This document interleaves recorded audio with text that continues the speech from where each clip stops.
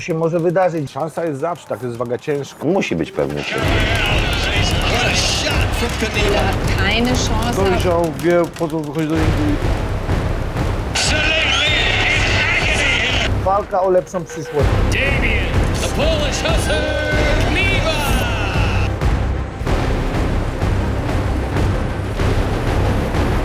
Czy wygrasz, czy nie pokazać, że ty idziesz tam zostawić trzech do... Gigantyczny przeskok sportowy.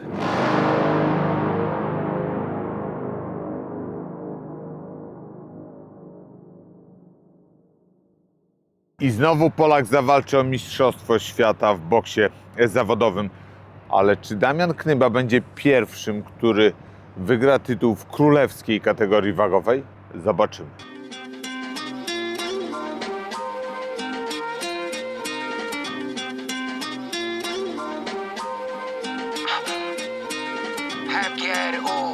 Droga. Aha. To moje życie, tak, to moja droga. Z uśmiechem budzę się, każda chwila jest nowa. Kreuję rzeczywistość, tworzę te słowa. Miłość, zajawka, talent, to wszystko od Boga. Popatrz w przyszłość, niektórzy mają wszystko. Nie każdy to rozumie, nie wiedzą co to czystość. Eliminuję z miejsca mentalne niewolnictwo. Wygrała twoja słabość, a byłeś już tak blisko. Czasem też mam dość, lecz dalej podążam. Na nic twoje Nigdy nie mieliśmy mistrza świata kategorii ciężkiej w boksie. Ale szans na zdobycie tytułu trochę już było. Chyba jedynym pięściarzem, który miał taką realną szansę na wygraną mistrzostwa świata w kategorii ciężkiej, był Andrzej Gołota. Damian Knyba nie jest ani mniejszy od rywala, ani nie brakuje mu siły fizycznej, ani nie jest z innej kategorii wagowej, ale z kolei nie ma tych samych umiejętności, co miał na przykład Tomasz Adamek, nie ma tego doświadczenia z boksu olimpijskiego, co miał Andrzej Gołota. Ciężka sprawa.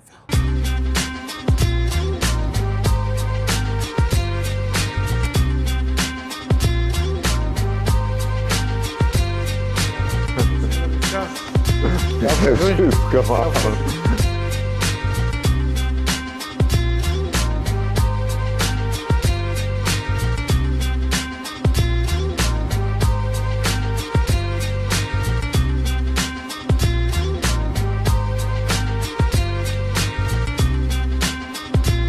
To jest już 10 lat, odkąd możemy tutaj cieszyć się klubem w Dzierżoniowie.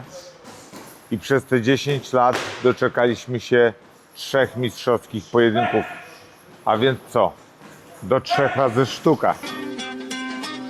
Znaczy zmontowany jest zajebiście, tak jest idealnie, no wszystko ma ustawione pod siebie, wiesz. No. Wiesz, on sam mieszka, to też się nie ukrywajmy fajne, No. bo u mnie to można trochę średnio, wiesz, jak mała mleko, to wiesz, nie? No. Sam mieszka, nikogo nie ma, no dla mnie idealnie pod walkę, nie? Tam stany mu nie pasowałyby trochę ze względu na jakieś, wiesz, jedzenie, coś tam, krętkę ma jakąś taką wodę, tak, sole mineralne, to, tamto, kryokomory, to wiesz, no jest wszystko ogarnięte, nie za dużo, nie za mało, wszystko tak wiesz, jak ma być. Ostatni raz w Kanadzie się widzieliśmy, co? Kurde, trochę się pozmieniało, co? No, świetnie. Jak? Kurde, dobrze, wiesz, forma jest, forma rośnie, także będzie ogień 10. A powiedz mi, a ty chciałeś tu się przygotowywać? Czy Zdecydowanie. tak wyszło? Zdecydowanie, bo tutaj fizycznie dużo lepiej się przygotuje niż w Stanach, nie? Więc wiadomo, no Sean Judge, no, dobry trener, ale no nie mam takich dobrych warunków jak tutaj, nie? Więc wiesz, a tutaj najważniejsze jest przygotowanie Całą fizyczne. lokalizację, tak? 100%, no tutaj masz wszystko na miejscu, wiesz, wszystko tańsze, lepsze, mam, nie wiem, fizjoterapeutów, trenerów przygotowania tam motorycznego i w ogóle, no to czegoś takiego na przykład w Stanach nie mam, bo tam jest wszystko daleko, wszystko drogie, nie mam żadnych znajomości, więc no nie jestem w stanie się tak dobrze fizycznie przygotować, nie, jak tutaj, nie, a samo to, że będę dobrze przygotowany nawet tam technicznie, to mi nic nie da, jak nie będę miał odpowiedniej wydolności i takiego przygotowania fizycznego, nie. Do tej walki o mistrzostwo świata był całkiem innym zawodnikiem. To był taki zawodnik, który nieraz marudził, nieraz coś narzekał, nieraz coś mu nie pasowało. A teraz jak marudzi do tego przygotowania, tylko dlatego, to jego marudzenie jest tylko dlatego, że jest za krótki trening, czyli chciałby się trenować, żeby ten dzień był dłuższy, te jednostki treningowe było więcej w ciągu dnia. To mi się podoba pod tym względem. Dojrzał też i dobrze mentalnie do tego, bo już sami analizuje, sami podpowiada i to mi się podoba, bo nie będzie tak, że wyjdzie do ringu i trzeba będzie tak pada, trzymać w ręku i nim sterować. On już wie, co w tym ringu ma zrobić. Podpowiada mi sam, co by może taką akcję by trzeba było dla niego przerobić i to robimy, także dojrzał, wie, po co wychodzi do ringu i to z tego się bardzo cieszę.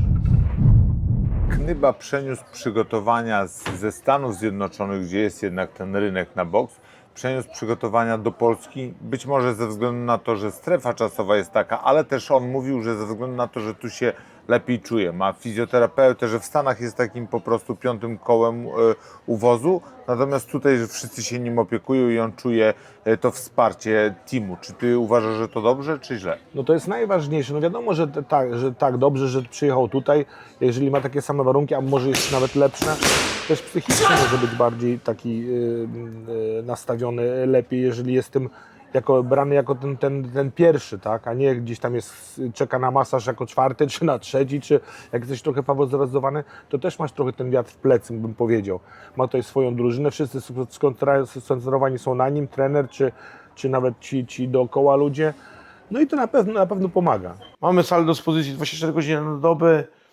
Damian ma swoje mieszkanie na miejscu, czyli praktycznie nie jesteśmy zależni od jakiegoś hotelu, tam ktoś nam wchodził, wychodził, sprzątał.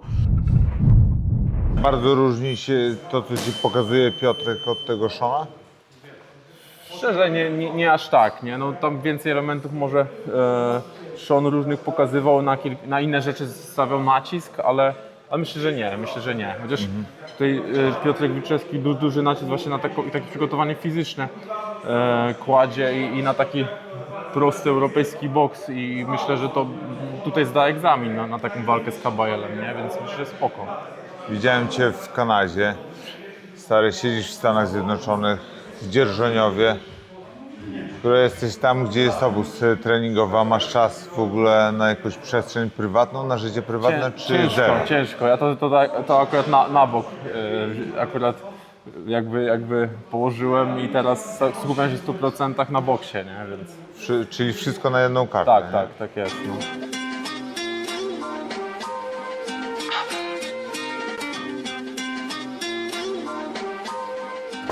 Wiesz, sparring na przykład jak widziałem bardzo dobrze wygląda, ruchliwy na nogach, tutaj wiesz. No widać na pewno, że umie się zachować, wiesz, w klinczu, że podejść na przykład na zasadzie, że wiesz, ma tych niezawodników, ktoś wchodzi, gdzieś sobie idzie pod niego łokciem, gdzieś odepnie coś takiego, gdzieś pod brudkiem wyjdzie z tego.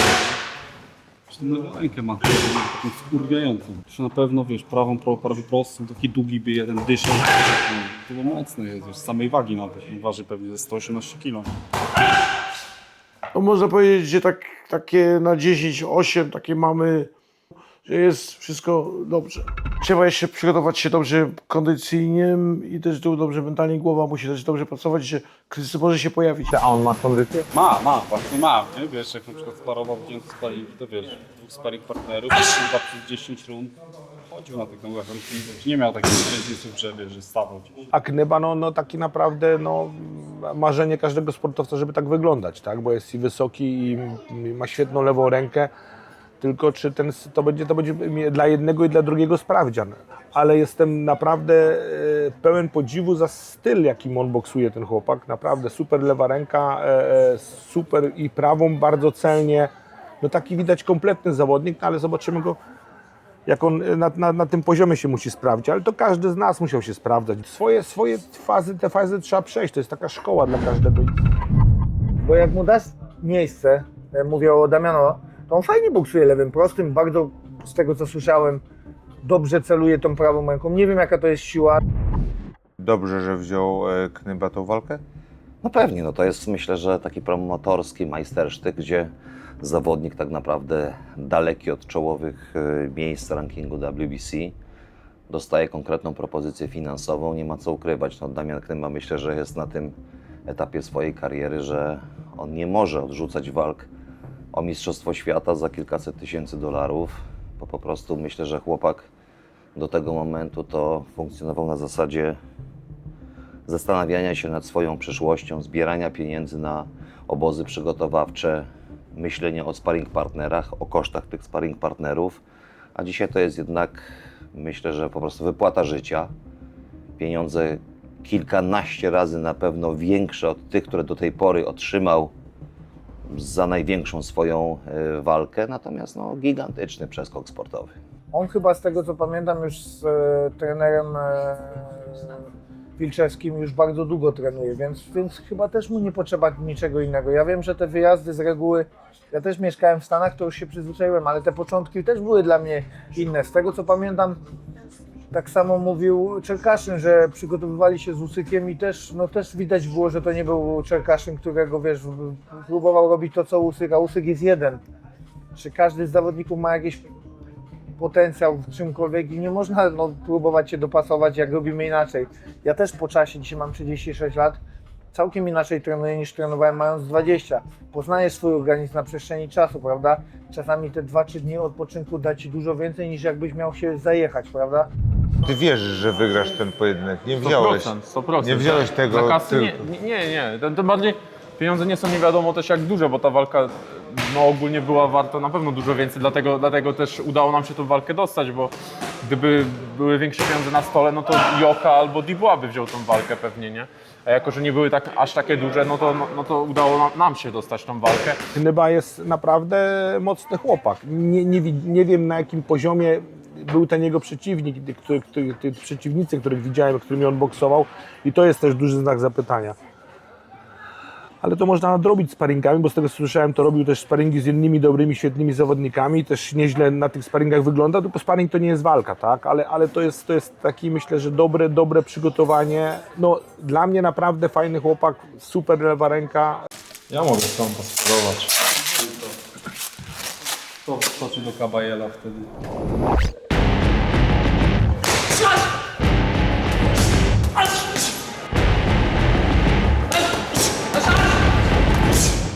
Z tym Zangiem to sparowałeś? No pewnie, no to już my bardzo dużo sparowaliśmy, no pewnie, że tak.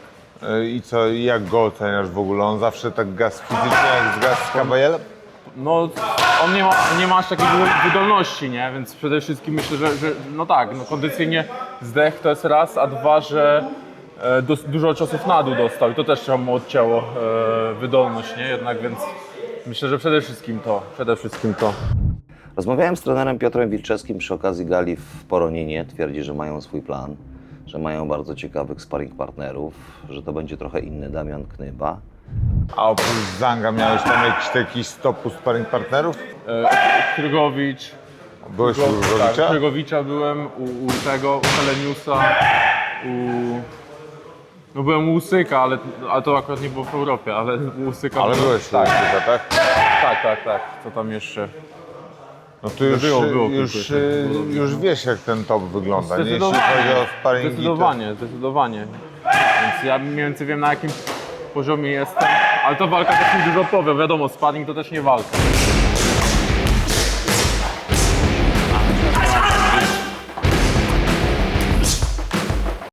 Pasy z niedźwiedziem robi.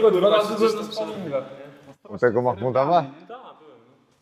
Taki jest, wiesz, bardzo kwadratowy, spinany, nie? Ale bardzo mocno, bardzo silny.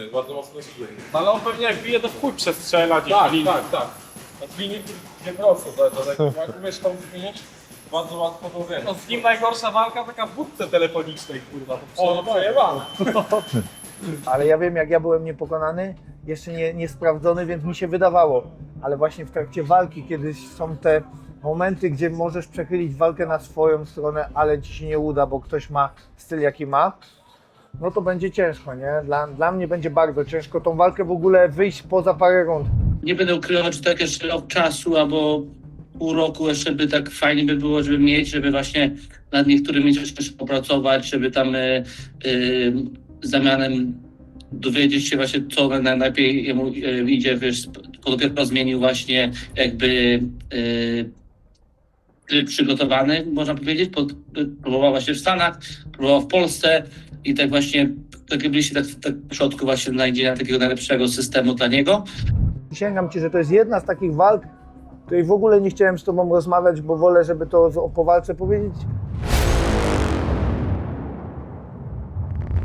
Kabajer. On jest taki dobry, jak jest jego pozycja w tej chwili w zawodowym boksie, czy też miał trochę szczęścia, bo tak, u Sancheza było skręcone kolano, Mahmudow mu idealnie pasował, wiesz o co chodzi. Zhang też, puch kondycyjnie też mu generalnie idealnie pasował. Czy to tak jest, czy nie? Szczerze uważam, że jest, że może być takie top 5, ale że no to top 2, co można powiedzieć, że jest teraz oficjalnie, to no, trochę szczęścia mógł mieć faktycznie, nie? Bo jak mówisz, no Sanchez właśnie miał te wiązadła świeżo po kontuzji i tak naprawdę miał wyeliminowany ten swój największy atut, czyli praca na nogach, nie? Bo tak normalnie, jak on by tak dobrze na nogach pracował, to naprawdę ciężko miałby z Sanchezem, nie? Zhang też miał kontuzję zresztą, nie? Ale prawda jest taka, że właśnie kondycyjnie słabo stał, więc Kabayela właśnie największy atut to jest to przygotowanie fizyczne, ta kondycja, nie? Więc no ja będę na to przygotowany. Ja kondycyjnie też dobrze stoję, więc myślę, że nie będę mu aż tak wcale pasował stylowo, nie? Pamiętam jedną rzecz, ja z nim sparowałem, jak on był zupełnie innym zawodnikiem niż jest teraz i ja byłem zupełnie innym zawodnikiem. Ja wtedy byłem niepokonany, albo przegrałem już co prawda chyba, nie, bo był przed Adamkiem jeszcze. Przed Jenningsem on był, tak, to byłem niepokonany, więc to też inaczej wyglądało. Ale on też był bardzo świeży w swoim boksie, ale na pewno jedno co mogę powiedzieć, to zapamiętałem, że bardzo dobrze i celnie bił ciosy na dół, a to jeszcze nie było aż tak jak dzisiaj. Dzisiaj jest pewny siebie, dzisiaj wchodzi bardzo krótki dystans po to właśnie, żeby lokować swoje ciosy na dół. Przede wszystkim jest to zawodnik sprawdzony. Jeżeli patrzymy, rozpatrujemy go do pojedynku z Damianem, prawda? To jest gość, który już niejedno przeżył, boksował z tymi naprawdę dobrymi zawodnikami. Ta sytuacja z Sanchezem, z tą nogą, to pomogła mu. Mahmudow mu pasował, bo jest wolny, stojący. Na pewno nie jest tak szczelny, te doły mu wchodziły. No możliwe, że właśnie te ostatnie walki mu przypasowały i tak jakby pomogły mu w jakby nabraniu tej sławy i postrachu, tak? Mnie trochę jakby przeraża w ocenie szans taki brak wad Kabayela. To znaczy ja uważam, że on jest świetnym zawodnikiem, jeśli chodzi o ciosy na dół. Chyba jednym z najlepszych na świecie w tym elemencie. Natomiast czy on ma, nie wiem, 5-7 elementów na najwyższym światowym poziomie? Może nie. Natomiast niczego nie ma chyba na poziomie słabym. To jest wszystko albo dobre, albo bardzo solidne. I tak się zastanawiam, gdzie ten duet Wilczewski-Knyba tutaj potrafił znaleźć jakieś dziury. Z tymi kozakami wygrywa, ale on też przyjmuje w tych walkach, leżał z tym Zhangiem, wiesz, a ten Zhang to ma ciężkie ciosy. To nie ma tak, że on może być więcej stracić w tych walkach niż zyskać, że trochę zdrowia już stracił? Myślę, że mogło tak być, chociaż jestem pewien, że nadal mam mega twardą szczękę. My wielokrotnie, na przykład oglądając Zhanga, mówiliśmy o jego piekielnie mocnym ciosie, o odwrotnej pozycji, o określonych atutach, o gabarytach. W przypadku Sancheza zwracaliśmy uwagę, że jest to jednak zawodnik ułożony, bardzo ciekawy, trudny do boksowania. No, dzisiaj możemy szukać tych dziur, możemy gdzieś tam szukać, powiedziałbym, swojej nadziei trochę na siłę. Także ja rozumiem Damiana, że tę walkę wziął. Myślę, że zawodnik, który nigdy nie przegrał, on zawsze będzie pewny siebie. On musi być pewny siebie, bo on tak naprawdę jeszcze nie dotknął tego wyższego poziomu i możesz sparować, możesz mieć plan, natomiast myślę, że się po prostu jeszcze nigdy nie zderzyłeś z tym wyższym poziomem i to wyjdzie w praniu, to wyjdzie w ringu. Ważna będzie kontrola emocji. Wydaje mi się, że tych dużych walk jednak Kabajer ma zdecydowanie więcej na koncie. Co go powoduje, że w tej piątce jest właśnie te ciosy na korpus. Ciosy na korpus bije tak mocno i tak precyzyjnie i tak skutecznie, że one kończą walki. Także uważam, że to jest, tak jak powiedziałeś, zawodnik no na pewno się mieści w piątce, a może nawet może być tym liderem, jeżeli chodzi o ciosy na korpus. W każdej rundzie boksuje tak samo, blisko, zadaje ciosy na dół. Ciężko go też trafić. To nie jest zawodnik, którego trafisz pierwszym ciosem i on robi uniki, on bardzo fajnie trzyma dystans. No i bije cios na cios, czyli to, czego ciężcy nie lubią, bo większość ciężkich stoi na nogach, a on chodzi, kiwa i każdym ciosem, albo każdą serię kończy ciosem na dół, zawsze. I to jest naprawdę wkurzające i deprymujące, jak jesteś dość statyczny, a jednak Damian trochę statyczny jest. Jeszcze raz mówię, ja mu bardzo kibicuję. Chciałbym, żeby wszystko to, co dzisiaj powiem, żeby było nijak, bym się cieszył, że mamy kolejnego zawodnika, który gdzieś odnosi wielkie sukcesy. O tak. Raz, dwa. Aha. Tu tak, o właśnie. Hop. Hop. Hop. Aha. Hop. Hop. Hop. Prawy. O tak, hop. Lewy. Oddychaj, tak, dobry. I hak. Tu. Dziękuję. To taki surowy zawodnik, ale też boksuje nieźle technicznie. No jestem bardzo ciekawy tej walki, bo dwoje potrafią mocno uderzyć. Tylko teraz takie pytanie, kto i ile potrafi przyjąć, tak? Bo to będzie taki dla nich sprawdzian, bo z tego co ja widzę z tych ich przeciwników, których boksowali, no to tam za bardzo nazwisk wielkich nie ma u naszego chłopaka. Myślę, że tak jednym ciosem będzie go ciężko ustrzelić, ale jak tak dostanie kilka mocnych bombek, no to jest szansa, myślę, że go ustrzelić, tak. Miał bardzo nieprzyjemne ciosy na dół, takie trafiane, taki buch, że czułeś, że kurczę, każdy cios trafia w punkt, nie? I nie wkładał w to siły, bo on rzuca ręce, jak wiesz, bubuch, bubuch, bubuch. Także miał nieprzyjemne te uderzenia, ale na górę pamiętam, że nic nie poczułem jakiegoś bardzo mocno, tylko że wiesz, ja też inaczej boksowałem, bo ja chodziłem cały czas, pamiętasz, ja chodziłem w prawo, w lewo. A ty co myślisz, na moim miejscu byś brał tą walkę, czy nie? Jak dobrze się pokażesz, to warto. Jak nie, to nie warto. Kto tu mądry będzie. Po walce będziemy wiedzieć, czy warto. No tak. Wiesz, dzisiaj z perspektywy mojej nie brałbym, ale wtedy to pewnie tak samo bym sam do niego pisał, dawać mi go, wiesz, tak jak było z Jenningsem. Szansa jest zawsze, tak, to jest waga ciężka, ale zobaczymy, co mają w tych głowach, tak? Na ile będą psychicznie mocni. Jak usiądą w tej szatni, czy zrobili wszystko dobrze, czy zrobili coś źle, to będzie to po prostu dla nich taki sprawdzian psychiczny, bo ta walka jest naprawdę, będzie z tego, co widziałem, ich style i tak dalej, będzie na pewno, tam nie będzie macania się, tam będą szły bomby, podejrzewam. Żeby się nie przestraszyć, żeby boksować mocno lewym prostym, trzymać go ile mu siła da lewym prostym, rozbijać, bo jednak też pokazane było w kilku walkach, że tym przednim dostaje. On fajnie markuje na drugi cios, czyli na prawy, czy u Zanga lewy, to on wtedy wchodził na cios, ale tym lewym kilka razy tą przednią ręką mu trafili, tak? Trafiają go mocno, a jednak warunki ma na to, mówimy o Damianie, więc nie przestraszyć się, nie słuchać nikogo, znaczy wiadomo, słuchać trenera, ale nie słuchać, wyjść, potraktować tą walkę jako walka o lepszą przyszłość. Czy wygrasz, czy nie, pokazać, że ty idziesz tam zostawić serducha. On to, mam nadzieję, że to udźwignie i to zrobi, bo to jest, to nie jest żadna, tylko nie wyjść lewy, prawy i leżeć, tylko właśnie konsekwentnie trzymać się taktyki. A myślę, że jest na pewno szansa do wygrania.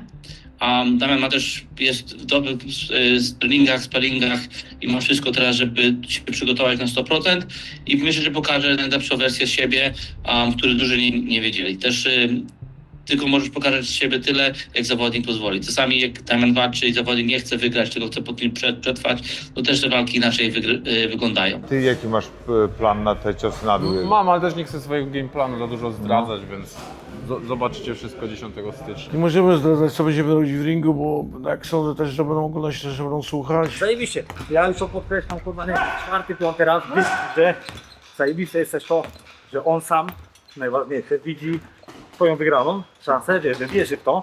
I kurwa, i Ignacki, i Wilku, i Eryk, wszyscy mu też wiesz, jak my wszyscy naprawdę w niego wierzą, nie? To wiesz, to jest ważne przy takiej walce, nie? To są, nie, 20%, 15% walki, nie? Tak jak ja bym, wiesz, z nikim się nie kontaktował z promotorem czy z kimś i dostałbym jakąś walkę, tylko by była suma, pewnie dogadane, jedź tam, już pojechałeś, dojechałeś, wiesz, ja tam polecę, przylecę, to było inaczej, nie? A tu on jest wszystko, wiesz, tu buciki mu przygryźć, to głupota, nie? Ale, wiesz, przyjechał na sparingi, zobaczył tu coś, tu to, tu tamto, wszystko pod kontrolą. Co do naładowania, to on chyba trochę ładuje, bo jest tak nakręcony i tak napalony, że ta jedna walka, sam fakt o tej walce spowodował, że on szybko dojrzał i zrozumiał, po co on tu już na tej sali się pojawia. Naprawdę wierzę, że wygram tę walkę, więc to jest na moje taka życiowa szansa i tyle. Bo masz świadomość, że masz teraz swoje na przykład 5 minut, nie? Jak nie wygrasz albo nie pokażesz się bardzo dobrze, to zgaśnie tak jak wiele rzeczy, wiele karier. Wiesz, że to jest, tylko wtedy tak naprawdę zyskasz i otworzą się wszystkie drogi, jak wygrasz ten pojedynek. Nie? Tak, no tak. Tak się do tego nastawiasz? No można powiedzieć, że postawiłem wszystko na jedną kartę, nie? Chociaż wszystko wiadomo, zależy jeżeli bym przegrał, ale liczę, że wierzę w to, że wygram, no to wiadomo, zależy w jakim stylu, nie? Tak jak mówisz, więc no wiem o tym, że jakbym na przykład pokazał się słabo, no to może być lipa, nie? No. Ja tak raczej do tego podchodzę, ja 100% się przygotowuję do tej walki i wiem o tym, że zrobię duży progres i takimi walkami tak naprawdę wchodzi się na szczyt, nie? Więc no nie wiem, na moje nie mam tutaj nic do stracenia. Damian walkę wygra, w jaki sposób by nie było. On w to wierzy i to jest najważniejsze. Bo jakbyśmy mieli wychodzić do ringu z jakąś niepewnością, no to chyba nie byłoby sensu. On w to wierzy. Wiadomo, że w walce będzie różnie się układało, będzie dobrze, będzie kryzys i on sobie musi z tym poradzić. Życzę Damianowi wszystkiego dobrego, bo to jest świetny, fajny chłopak, skromny, poukładany, świadomy, inteligentny. Też nie miał łatwo w tym boksie, też wiemy, że często musiał żyć w takich mocno spartańskich warunkach, natomiast no, dla mnie byłaby to jednak gigantyczna sensacja, gdyby Knyba pokonał Kabajera. Damian, ty nie słuchaj tego, co gadamy, bo to są tylko takie spostrzeżenia. To ty tam będziesz w ringu i ty daj z siebie wszystko, bo ja ci bardzo kibicuję. Chciałbym, żeby właśnie to polska ręka wylądowała w górze, a przede wszystkim bez żadnego lęku, trzymać się konsekwentnie swojej taktyki. Trzymamy kciuki.